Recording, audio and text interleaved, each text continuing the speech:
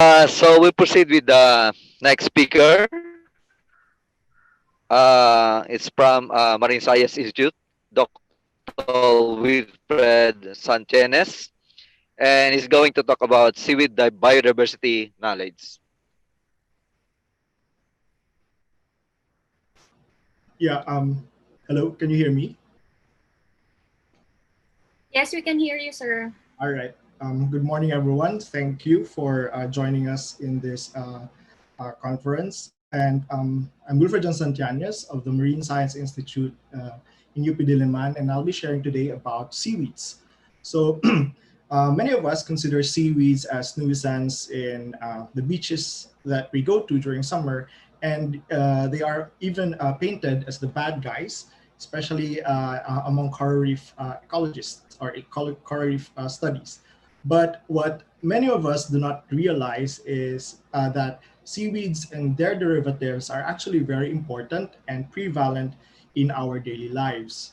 So, in particular, oh, sorry. In particular, seaweeds are very important because are economically important because they are consumed as food by many populations, particularly those in Japan and Korea, and even here in the Philippines. So among the common seaweeds that we consume are your lato or your calerpa, your guso or your yucuma or capaphycus, and the gamet, which is found only in northern Philippines, which we call now as Phycocalidia. Seaweeds are also sources of high-value natural products such as carrageenan and alginate. So carrageenan is important, particularly for us here in the Philippines, because the seaweed industry is primarily based on carrageenan. So carrageenan is an important gelling, thickening, emulsifying agent that has wide applications in the food industry. So in the Philippines, seaweed farming for carrageenan is one of the um, important livelihood activity in coastal populations. And in terms of aquaculture production, seaweeds contribute to the total value of aquaculture at with 13% contribution to our production. And this is amounting in 2018 valued at 11 billion pesos. So other applications of seaweeds include as fertilizer for crops, fodder for and feed for livestock, and seaweeds also has the potential for biofuel feedstock for biogas production, and they also possess bioactive compounds that can be tapped for medicinal, pharmaceutical, and nutraceutical applications. So aside from this economic importance, seaweeds are also very important in the marine environment, particularly because they are habitat to many marine organisms. And as primary producers, they provide food and oxygen to many marine organisms. And lastly, contrary to the perception that they are the bad guys in coral reefs, seaweeds are actually very important in the formation of coral reefs because they aggregate and prepare the substrate from which your corals or your coral polyps deposit and are recruited and facilitating the growth of your reef. So our capacity to exploit the different goods, environmental and economic goods and services of our seaweed resources are dependent on the diversity of the resources that we actually have. So this underpins the importance of foundational seaweed biodiversity knowledge, particularly knowing what, where, and when our seaweed resources are found. So in the Philippine seaweed industry, which is largely based on carrageenan producing seaweeds, is primarily based on three farm species of red seaweeds that are collectively locally known as guso. So these are the species Eucuma denticulatum, Capaphycus avarezi, and Capaphycus striatus. So the Philippines seaweed industry is a carrageenan-based industry and is currently threatened by controversies with regards to the carrageenan, particularly because carrageenan has been reported to have harmful effects in animal experiments or animal models.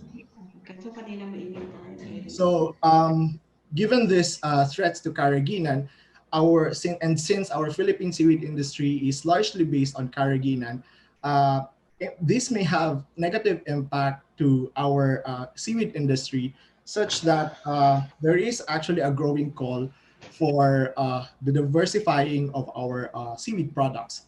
So the Philippines is among the most biodiverse country with respect to seaweed resources.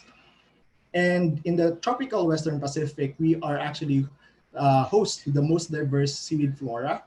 And there are about 350 species of economically important seaweeds, but we are actually just utilizing less than 5% of what we already, of these economically important species. So in fact, the majority of our seaweed industry relies only on just three species primarily. So the Eucuma denticulatum, Eucuma Capophycus alvarezi, and Capophycus striatus. So now there is a growing call for, even within the seaweed industry, to actually diversify our products. And in order for us to diversify our products, we really need to develop them. And in order for us to develop them, we actually need to generate foundational knowledge in terms of the biology, ecology, and physiology in order for us to develop technologies that would actually help us maximize the economic benefits that can be derived from our seaweed resources. So in order for us to generate foundational knowledge products such as DNA barcodes, seasonality, and distribution information are necessary foundations and should be our backbones of the mariculture industry.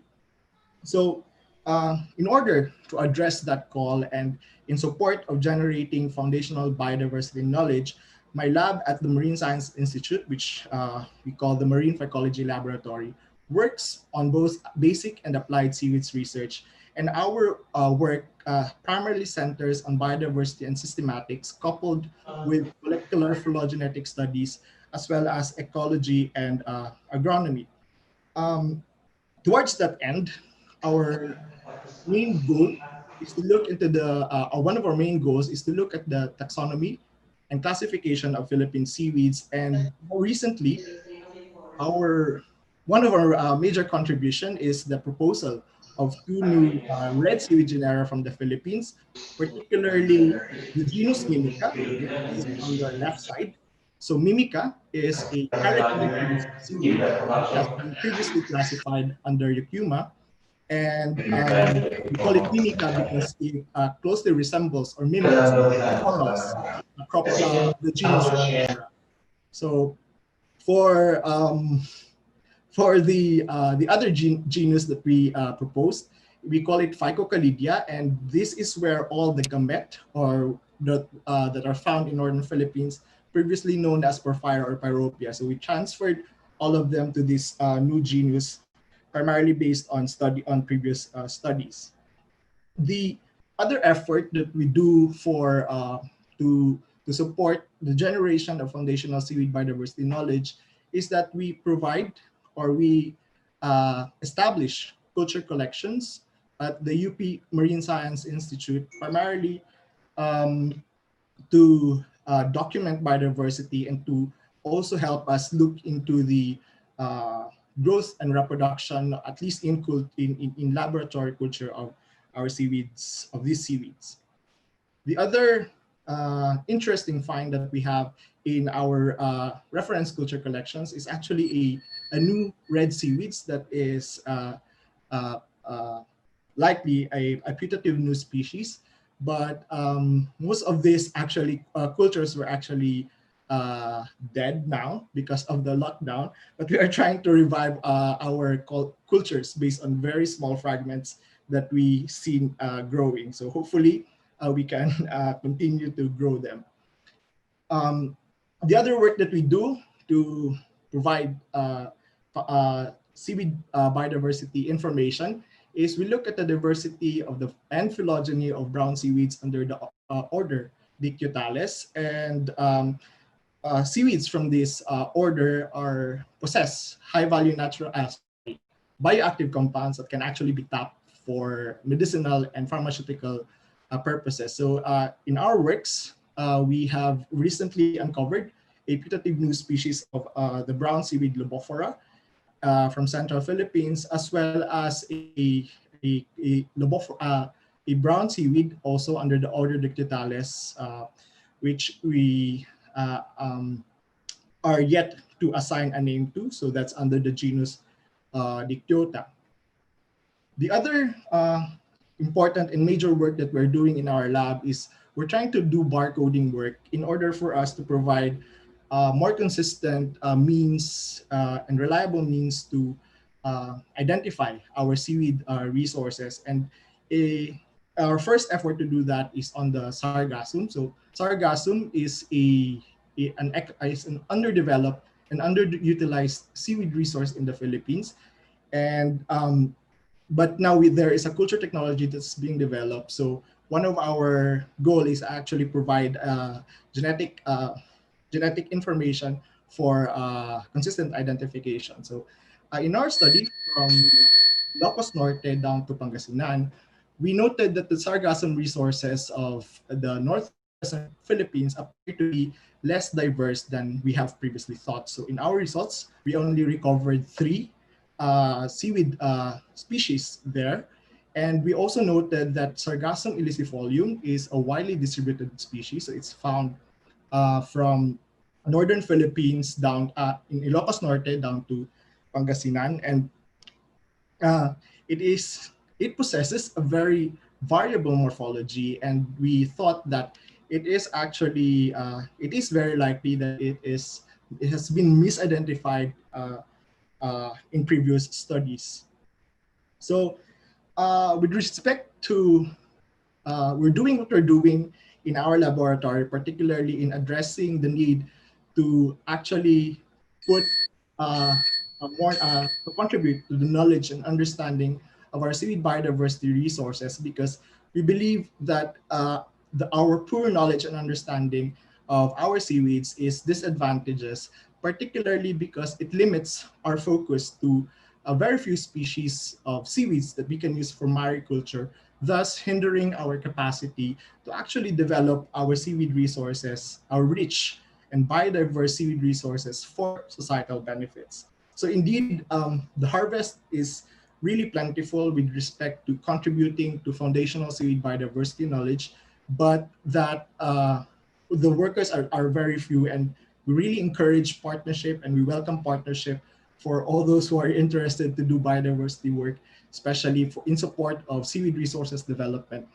And with that, thank you everyone. And I wish to also acknowledge the help and support of the members of my laboratory, the Marine Science Institute and the University of the Philippines System and Diliman for funding support, DOST Picard for hosting me as one of the Balik scientists under the DOST Balik Scientist program. I also wish to thank my family, particularly my parents and my brothers, and my friends in Jansan, in Diliman, and abroad. Thank you very much, and I welcome questions.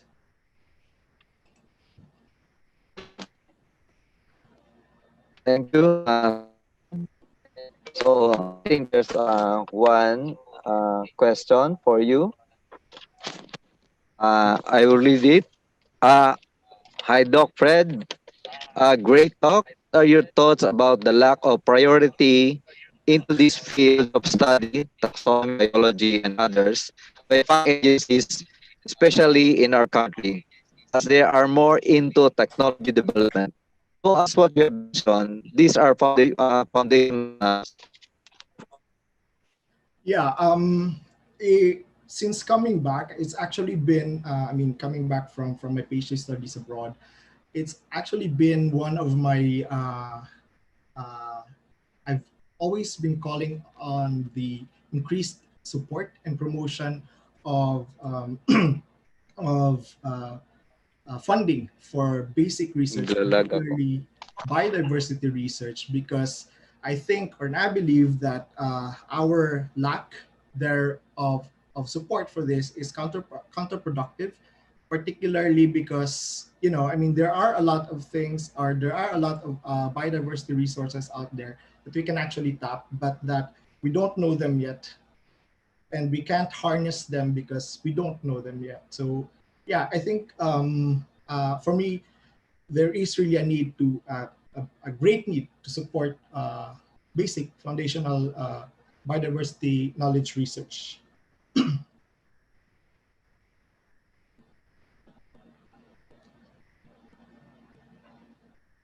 Is that all right?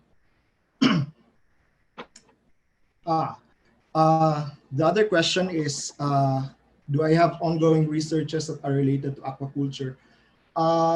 At present, I do have proposals on developing culture technologies for seaweed, such as ulva. We submitted it for DABAR, but it's mostly the basic and the second phase of culture technology development. And the other one is it's in partnership also with JV, the next presenter. So we also proposed the work on Asparagopsis taxiformis. So it's a red seaweed that has a potential to reduce the amount of methane that is being belched by cows. So so that the goal is to help decrease the amount or reduce the amount of carbon emissions that are produced by this livestock.